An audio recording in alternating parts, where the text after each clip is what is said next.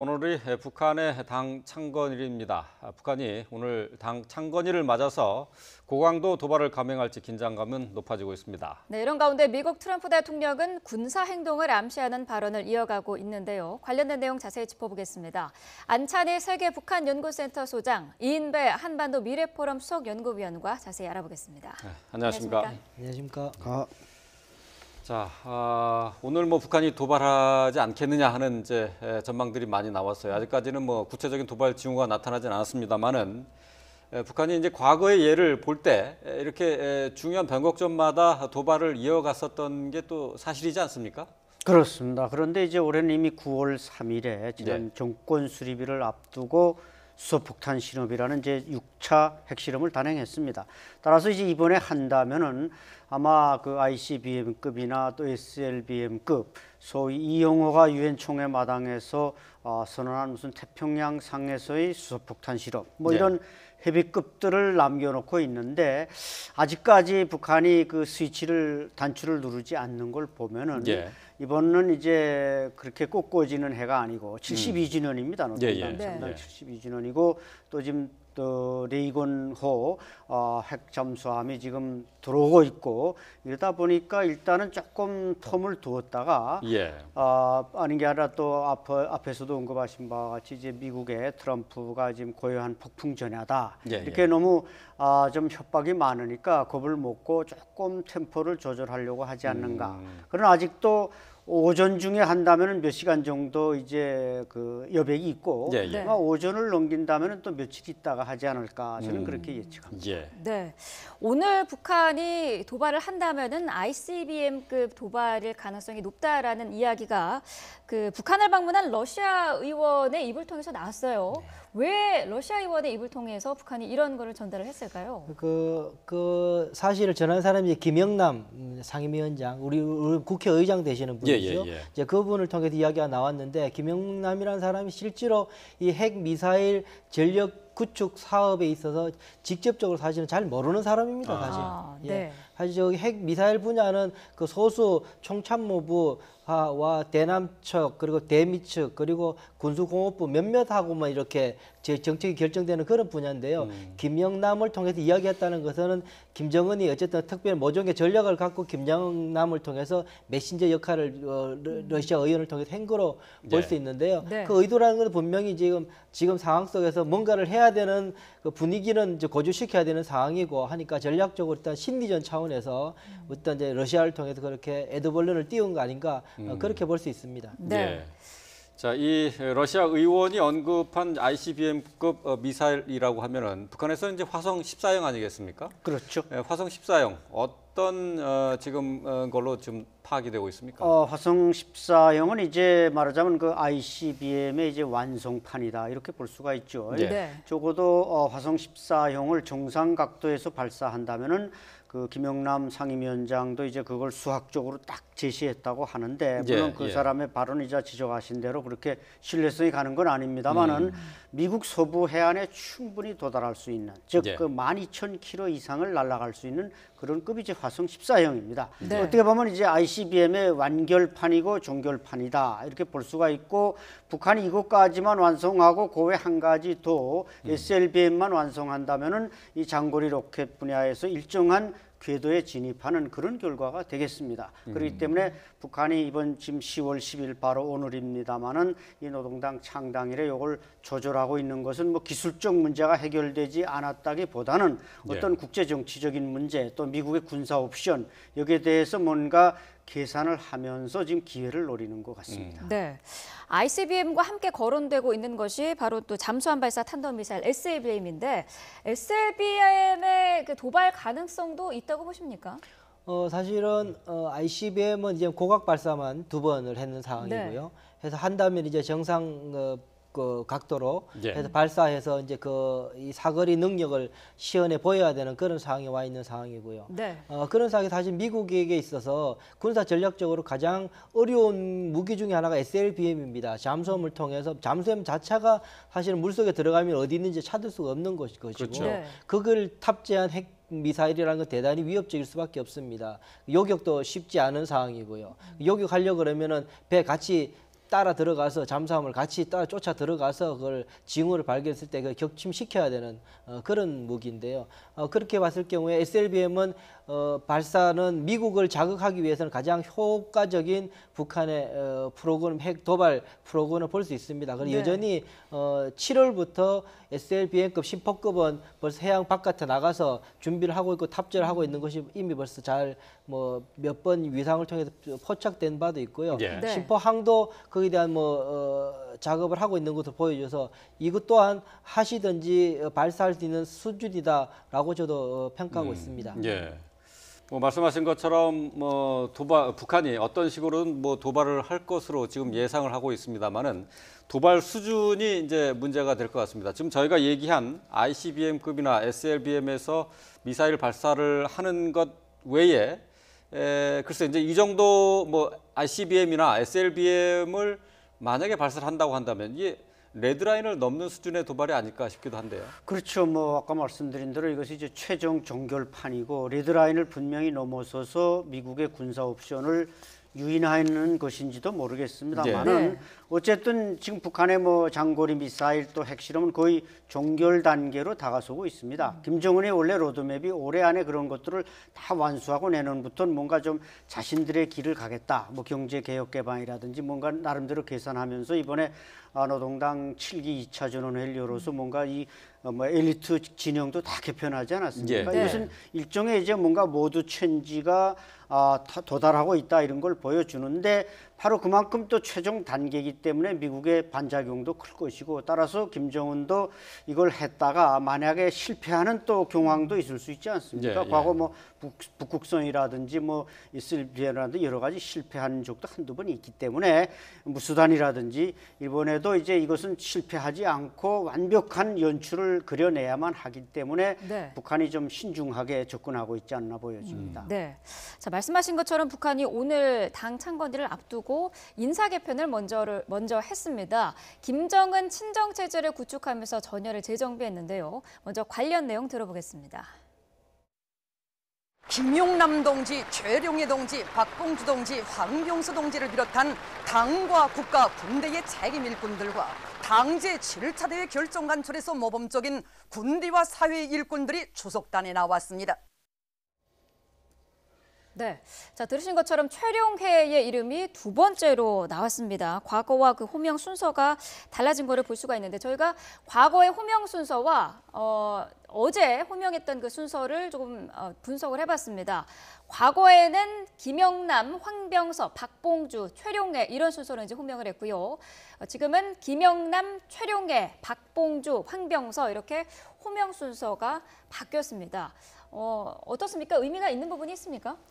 이번에 보면은 최용해가 이제 눈에 띄죠. 네. 최용해 같은 경우 지금 원래 당 정치국 이제 부위원장으로 있었는데 이번에 부장도 맡게 됐어요. 이제 그러면 이제 비서로 있으면서 당 부장도 맡게 되기 때문에 실무까지 맡게 되는 어떠한 직책을 구체적으로 어떤 직책을 맡아 어느 부서를 갖는가까지는 아직 알려지지 않은 사항인데요. 네. 일단 그 직책을 맡게 되게 돼 있고 또 하나는 당 중앙군사위원회 위원으로도 이번에 들어갔습니다. 이제 그때 이제 황병선은 들어가면서 최영회는 이 당의 인물이기 때문에 군은 잠깐 안 했었거든요. 네. 총정치국장 있다가 정치국장에서 빠져나오면서 군에 대한 관여를 안 했었는데 다시금 이번에 중앙군사위원회 위원으로도 들어가고 했기 때문에 추측컨대 군과 관계되어 있는 권한을 갖는 어떤 임무를 맡지 않을까라는 생각을 대단히 많이 하게 됩니다. 앞서 말씀드린 것처럼 당 중앙군사위원회 위원으로 하면서 이번에 당의 또 부장도 맡게 되고 네. 하는 것을 봐서 그렇게 되는 것 같고 실제로 보면 그렇게 보게 될 때문에 최용해가 당과 군의 어떤 두 권력의 핵심부를 다 장악하는 그런 위치에 있기 때문에 이번처럼 순서도 황병서가 뒤로 가고 최용해가 앞으로 가는 그런 순서가 되지 않느냐 그렇게 볼 수 있겠습니다. 네. 예. 북한 중앙TV의 보도 내용을 저희가 잠시 보셨는데요. 여기 이제 호명 순서가 상당히 엄격하죠. 중요하죠. 예. 네. 근데 지금 말씀하신 최룡해 같은 경우는 지금 당 중앙위원회 거기에 이제 부장이 됐다고 하는데 이제 부장이라는 게 어떤 정도의 그 무게를 갖는 직책입니까?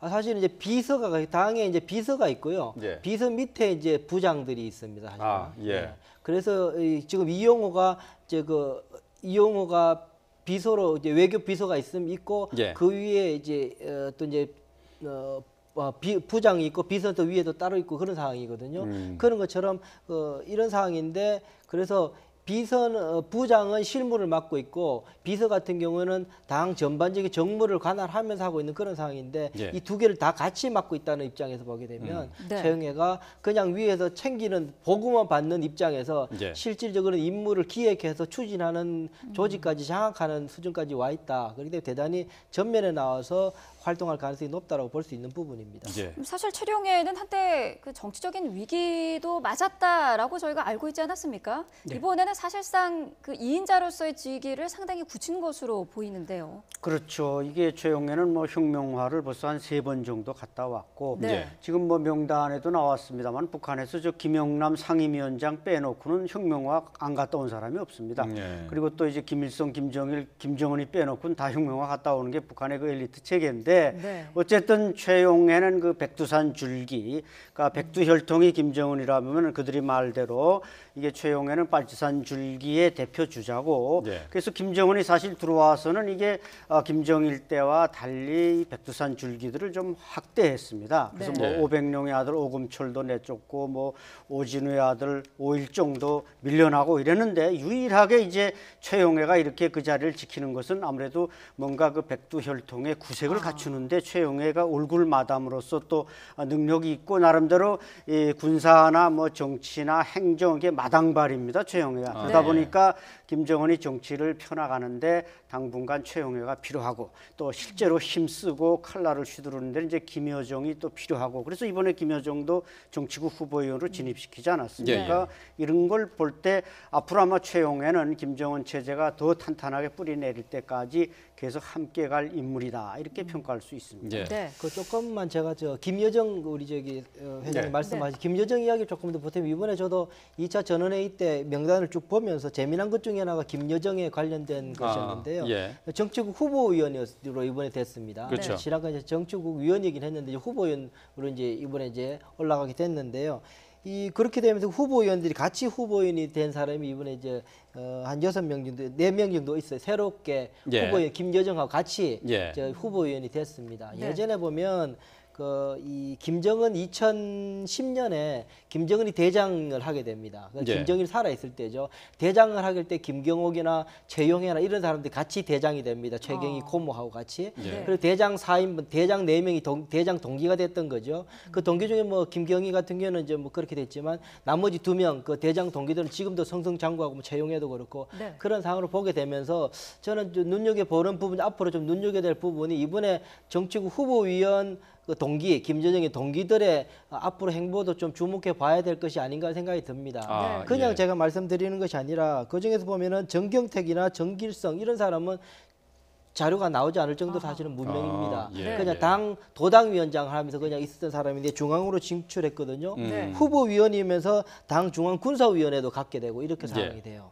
그런 거 봤을 때는 그냥 그 이름만 올린 것이 아니라 김여정의 이 후보위원 동기들이 꽤나 좀 강한 역할을 맡게 돼서 김여정의 모종의 역할과 함께 이런 그룹으로 인맥들이 구축되는 것이 아닌가라는 생각이 들어서 앞으로 조금 더 좀 주목해 봐야 될 것 같다는 생각이 듭니다. 김여정과 함께 그 정치국의 후보위원으로 오른 인물도 주목해 봐야 한다고 말씀하셨는데 이제 이 사람들 인물들 같은 경우는 이제 잘 알려지지 않은 인물들이 등장을 했기 때문에 더 주목을 받는 것 같습니다. 또 이 외에도 또 당의 전문부서 부장이라는 직위를 이번에 박광호라는 인물이 꿰찼는데요. 이 박광호라는 사람도 사실은 잘 알려져 있지 않은 인물이에요. 어떤 맞습니다. 사람입니까? 거의 알려져 있지 않던 인물인데 이번에 그 태양궁전을 참배하는데 이 박광호라는 인물이 제일 앞줄 우측에 섰습니다. 그만큼 두 번째, 세 번째 줄에도 못 쏘던 사람이 갑자기 앞줄로 튀어나왔다는 것은 제가 볼 땐 이 사람이 아마 당 조직 지도부에 입성하지 않았는가. 예. 왜냐하면 이번에 당 조직 지도부 제1부부장으로 있던 조현준, 장성택도 잡고 현영철도 잡은 이런 그 조승사자가 이번에 그 좋은 노란자위를 빼앗기고 당 검열위원장이라는 한직으로 쫓겨났습니다. 아, 예. 그러면 이제 조현준의 대타가 누구냐 이렇게 볼 때 제가 아마 최용해 아니면은 그 조직 지도부에 부장제로 만들고 이 박광호가 들어왔다고 이렇게 볼 수 있기 때문에 이 박광호라는 인물이 앞으로 조직 지도부를 장악하게 된다면은 이것이 이제 김일성, 김정일 동고살이 당에서 이제 김정은의 당으로 독보적으로 이제 진출하게 되는데 여기서 박광호가 할 역할이 대단히 커진다. 이렇게 이제 우리가 전망해 볼 수가 있는 겁니다. 네. 이 북한 매체에서 이렇게 새롭게 진출하는 인물에 대해서 어떤 직책을 맡았는지는 밝히지 않고 있는 거죠. 그렇죠. 이번에 뭐 사실 그 정치국 위원들이나 이렇게 많이 입성하면서 지금 이만건 군수공업 부위원장, 그다음엔 최태복 의장, 그다음엔 또 한 명 누구면 김기남 선전비서 이런 사람들이 밀려난 것 같은데 주석단에 못 올라왔다는 건 밀려났다는 겁니다. 그 자리에 이제 뭐 최희라든지 다른 사람들이 대신하게 되겠습니다만은 북한의 특징은 밀려난 사람은 보도하지 않고 새로 입성한 사람만 보도하고 있기 때문에 이제 조금 지나면은 그 사람들이 사라진 것을 보고 우리가 저 사람들이 쫓겨나고 새로운 사람이 올라왔구나. 이것은 결국 이제 김정은식 어떤 김여정식 노동당의 정비가 되겠습니다만은 이제 앞으로 18일 날 또 중국 공산당 제19차 대회가 열리지 않습니까? 그렇죠. 뭔가 김정은으로서는 중국을 향한 메시지도 있다. 즉, 자 우리 조선노동당이 이렇게 뭔가 제 역할을 못하는 것 같지만 우리는 이렇게 새로운 피를 수혈해서 미래를 향해서 나가고 있으니까 당신네 좀 보라 이런 메시지도 있다고 볼 수 있죠.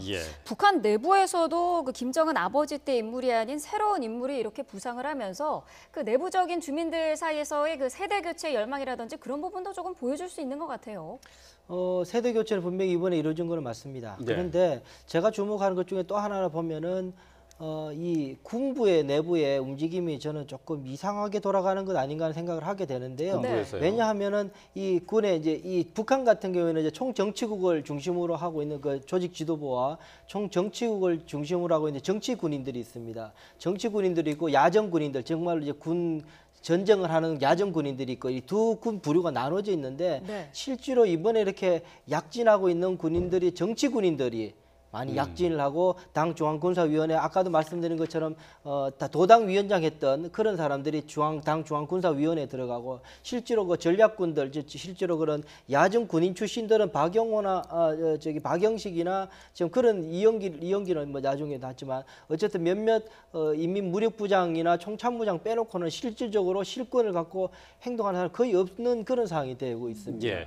뭐 사실 뭐 우스갯소리로 그런 이야기를 합니다. 지금 북한의 이 야전군들은 그 홍수 났을 때 댐철 때 그 동원할 때나 쓰임 먹고 실제로 뭐 돈이나 인사나 전혀 관여가 못하는 거 아닌가라는 생각이 저는 딱 하게 되거든요. 대단히 제가 볼 때는 그런 이 야전 군인들이 대단히 박탈감을 많이 느낄 가능성이 있어서 그것들 앞으로 조금 주목해 봐야 될 부분이라는 생각이 듭니다. 그렇군요. 자, 오늘 북한이 도발을 할 것이냐, 이 부분에 대해서 저희가 예측을 해보고 있는데요. 미국 간의 긴장 상황은 여전히 풀리지 않고 있습니다. 자, 미국은 대화보다는 현재 군사 옵션에 대한 거론이 점차 많아지고 있는 상황인데요. 트럼프 대통령을 비롯한 관련 인사들의 발언을 먼저 영상으로 보시겠습니다. You guys know what this represents? What else? Maybe it's the calm before the storm. What's the storming? Could be the calm before the storm. So there's one thing the U.S. Army can do, and that is you have got to be ready to ensure that we have military options that our president can employ if needed. 네. 매티스 국방장관이 군사 옵션을 확실히 보장할 수 있는 준비를 갖춰야 한다라고 얘기를 했는데요. 자, 트럼프 대통령 계속해서 전쟁을 암시하는 듯한 발언을 하고 있습니다. 어제 또 트위터에 글을 올렸습니다. 내용을 한번 보실까요? 자, 우리나라는 지난 25년간 북한을 다루는 데 성공하지 못했다라고 전제를 하고요. 수십억 달러만 주고 아무것도 얻지 못했다. 정책이 효과가 없었다라고 다시 한번 북한과의 협상에서 대화가 될 수 있는 여지가 없다라고 얘기를 했습니다. 자, 트럼프 대통령의 발언에 대해서 별 소용이 없었다라는 것을 다시 한번 강조를 했습니다. 자, 트럼프 대통령이 계속되는 이 같은 강경 발언 어떻게 봐야 합니까? 네, 군사 기술 쪽으로만 본다면은 뭐 트럼프 말대로 북한은 얼마든지 미국이 군사적 옵션으로 처리할 수 있는 지역은 분명합니다. 문제는 지정학적으로 중국이 있고 러시아가 있고 이런 것이 이제 트럼프의 그 군사 옵션의 한계를 억제하고 있는데 네. 제가 볼 때는 김정은이 그것을 바로 잘 알기 때문에 자기 지금 마이웨이 길을 가고 있다는 것이죠. 예. 따라서 올해도 이제 얼마 남지 않았습니다만은 과연 미국의 군사 옵션이 행동으로 나타나기는 그렇게 쉽지 않다. 그래서 김정은은 나름대로 이 약점을 이용해서 벌써 미국의 종가에서는 뭐 대북 특사 얘기가 나오고 있고 이미 카토도 뭐 물론 자율적인 문제겠습니다만 카토보다 더 영향력이 있는 사람들이 뭐 특사로 준비되고 있다. 이런 설도 이제 워싱턴 발로 들려오고 있는데 네. 어쨌든 제가 볼 때는 트럼프의 발언에는 상당히 그 비즈니스맨적인 그런 요소가 많고 또 김정은도 이걸 교묘하게 이용하고 있기 때문에 과연 북미 간의 어떤 군사적 물리적 행동으로서 문제를 풀 수 있는 연결고리가 있는가 네. 이런 걸 볼 때는 상당히 회의적입니다. 예. 말씀하신 것처럼 지미 카터 전 미국 대통령이 북한의 김정은과 단독 면담을 추진하고 있다라는 소식도 들려오고 있고요. 여기에 대해서 트럼프 대통령은 현직 대통령이 해야 될 일이다라고 지금 선을 긋고 있는데 어떻습니까? 전직 대통령의 그 면담 추진이 가능성이 있는 건지 그리고 가능하다면은 그게 지금 북한의 상황에 도움이 될까요? 지금 상황에서는 트럼프 대통령은 이 카드를 안 받을 것 같습니다. 네. 지금 뭐 앞서 이제 트럼프 대통령도 언급한 것처럼 민주당 대통령을 굳이 공화당 대통령이 그렇게 할 이유는 없을 것 같고 또 하나는 트럼프가 늘 우리가 너무 혼선이다라고 이야기하지만 트럼프가 즐겨 넣은 것 중에 하나가 나를 예측하지 못하도록 만드는 것을 매우 즐기는 인물이기 때문에 네. 그것을 이제 더 보는 사람들은 전 세계는 혼선으로 보기도 하지만 그런 상황이 있고요. 또 그런 상황 속에서 지금 계속 압박의 군사적 행동도 가능할 수 있다라는 이야기를 하고 있는데요. 네. 보면은 미국 같은 경우에는 사실 군사를 전쟁을 사실 대단히 많이 한 나라입니다. 미국은 대한민국하고 다릅니다.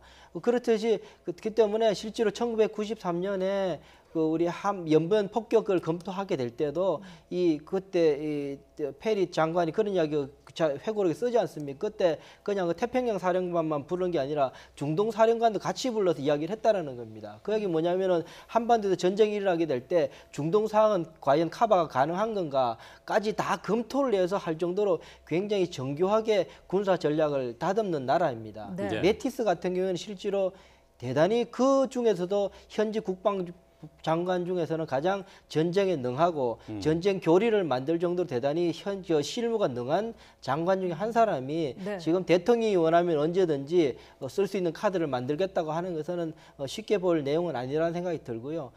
최근에 그 B-1B 랜스 폭격기가 북한 그 근처까지 가고 나서 이제 북한 김정은은 대단히 긴장을 했는 상황이고요. 그런 상황 속에서 김정은은 지금 고민하게 될 겁니다. 9월 21일 날 본인이 직접 글을 쓴 거를 통해서 발표한 거로 지금 트럼프 대통령이 강하게 상상도 못할 그 이상의 모습을 보여주겠다 이야기를 해놓은 상황인데 네. 뭔가를 해야 되는데 B-1B 폭격기를 그 이후에 실제 상황일 수도 있다라는 두려움 때문에 본인의 액션을 어느 선에서 할 수 있을지 해서 좀 고민하고 있는 상황 아닌가 그렇게 보여집니다. 네. 앞서서 안 소장께서는 이제 트럼프 대통령이 강하게 군사적인 옵션도 불사할 것이다라는 말을 하고 있지만은 어쨌든 실행에 옮길 가능성은 높지 않다고 했는데 말이죠. 네. 문제는 김정은의 오판 가능성입니다. 지금 계속되는 말의 그 수위가 높아지고 있는 상황에서 김정은이 오판을 해서 어떤 실제적인 행동에 옮길 가능성 어떻게 봐야 될까요?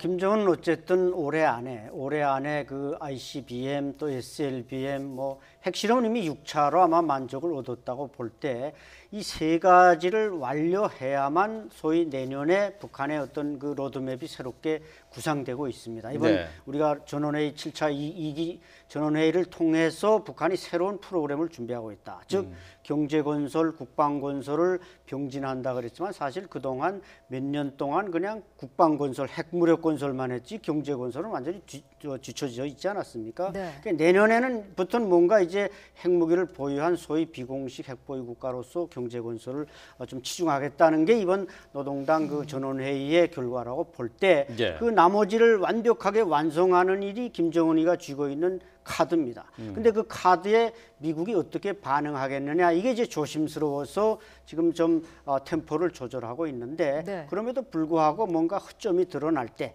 뭐 레이건 함이 이제 들어왔다 나간다든지 허점이 있을 때 북한은 올해 안에 분명히 이것을 완수할 것이다. 그것은 우리가 분명한 뭐 눈에 보이는 명백한 사실이기 때문에 그러나 그 세 개를 완성할 때 미국이 과연 군사 옵션을 할 수 있느냐 이것은 제가 볼 땐 그렇게 트럼프로서는 쉽지 않다는 얘기죠. 예, 예. 어찌됐건 올해 안으로 그 북한의 군사적인 목표는 이루겠다라는 이제 예측을 하셨는데 그렇다면 미국뿐만 아니라 우리가 할 수 있는 그런 어떤 대책이라든지 그런 거는 어떤 게 있을까요? 뭐 지금 일각에서 여러 가지 대통령께서 말씀하신 바 있지만 네. 일단 일각에서 뭐 여러 가지 그 전술 핵무기 배치, 뭐 핵공유, 나토식의 핵공유 등등의 핵을 통한 핵 보유를 통한 핵 배치를 통한 이 한반도의 전략 균형을 이루어야 될 것이 아닌가라는 것부터 시작해서 네. 지금 그 군사 기술들이 대단히 많이 발전돼 있기 때문에 핵이 아닐지라도 파괴력을 갖출 수 있는 대단 무기들이 많이 개발돼 있습니다. 이 뭐 많이 요즘 알려져 있지만 EMP탄을 시작해서 열 압력탄까지 포함해서요 여러 가지 무기들이 있기 때문에 네. 그런 것들을 우리가 지금 차근차근 지금 그 지금 차근차근 우리가 해야 될 것을 국방 전력들을 차근차근 쌓아 올리는 게 지금 우리로서는 가장 그래도 할 수 있는 최선일 수 있겠습니다. 예. 네. 자, 우리 군 당국은 북한에 있을지 모를 도발에 대비해서 현 상황을 예의주시하고 있는데요. 그런데 지난해 9월이었죠. 국방 통합 데이터 센터가 작년에 해킹을 당했습니다. 근데 이 해킹을 통해서 김정은 참수 작전이 김정은 본인의 손에 들어갔다 하는 내용이 오늘 보도가 됐는데요.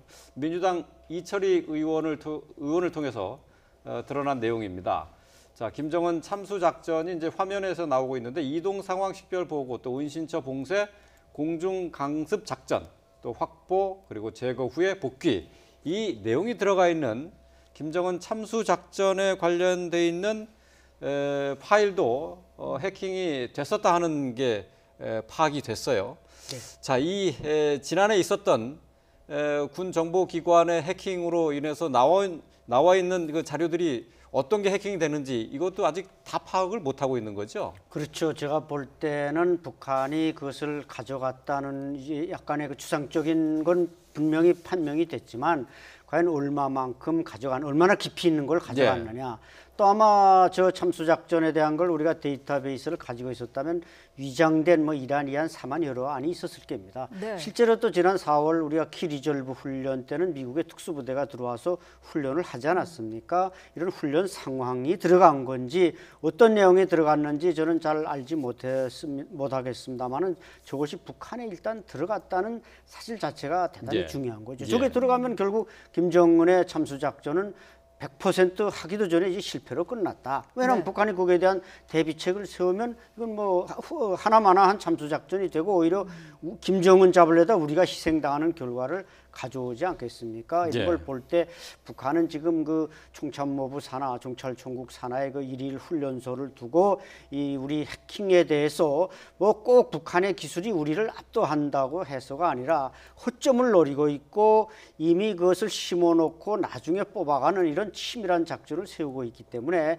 이번을 기회로 참수작전 비밀이 넘어갔다는 걸 기회로 앞으로 그보다 더 큰 우리 군사 전략이나 비밀들이 북한에 넘어가지 않도록 이 방어 작전을 펼치는 것이 대단히 중요하다고 봅니다. 네, 유출된 자료의 양이 어마어마합니다. 190GB 정도가 된다고 하는데 어떻습니까? 우리의 보안 능력이 허술한 건가요? 아니면 북한의 해킹 능력이 그만큼 뛰어난 건가요?